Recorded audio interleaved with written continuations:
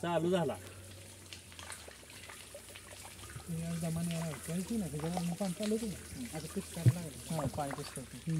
Madam ती बघूनच मला वाटतं. नमस्कार, मी डोंगरसुने गावचा उपसरपंच किशोर विठ्ठल कोडक. आज या आमच्या गावामध्ये अटल भूजल योजनेतून 8 रिचार्ज शॉफ्ट झाले आहेत. या अगोदर आमच्या गावच्या परिस्थिती पाण्याची भूजल पातळी कमी होती. आमच्या गावात 800 हेक्टर क्षेत्र ओलिताखाली ड्रिप सिंचनवर भिजवलं जाते, सूक्ष्म सिंचनाखाली. पण आत्ता आमची पाण्याची परिस्थिती अवघड झाली होती की शेतीच्या द्राक्ष बागा छाटणे अवघड झालं होतं. पण अटल भूजल योजनेतून जे आता रिचार्ज शाफ्ट झालेत, आता झालेल्या पावसामुळे रिचार्ज शाफ्टमधून पाणी जाऊन आमच्या बोरला पाण्याची पातळी वाढत आहे. त्याचा गावाला सगळ्यात जास्त फायदा होईल. अशाच प्रकारे अजून आमच्या गावामध्ये भूजल पातळी वाढण्यासाठी रिचार्ज शाफ्टची गरज आहे. अटल भूजल योजनेतून जी अशी मोठी कामं झाली तर आमच्या गावाचा मोठ्या प्रमाणात फायदा होईल.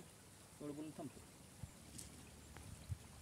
अटल भूजल योजना व भूजल सर्वेक्षण विभाग यांनी जे सर्वेक्षण करून आमच्या गावची निवड केली, त्यामुळे आमच्या गावचा फायदा बाजूच्या शेतकऱ्यांचाही आज आम्हाला बाजू शेतकऱ्यांच्याकडून प्रतिसाद चांगला मिळतोय. त्या शेतकऱ्यांचं म्हणणं आहे की त्यांच्या बोरला पाण्याची पातळी वाढत आहे.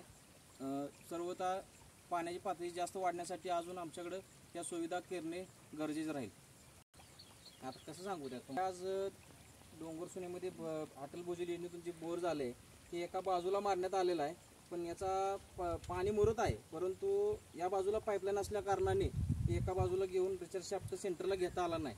परंतु रिचार्ज शाफ्ट सेंटरला घेतल्याचा अजून थोडा जास्त फायदा होईल. तेच फक्त जरा बघून करता येईल, परंतु पाईपलाईन लागल्यामुळे आम्हाला इथं करता आलेलं नाही.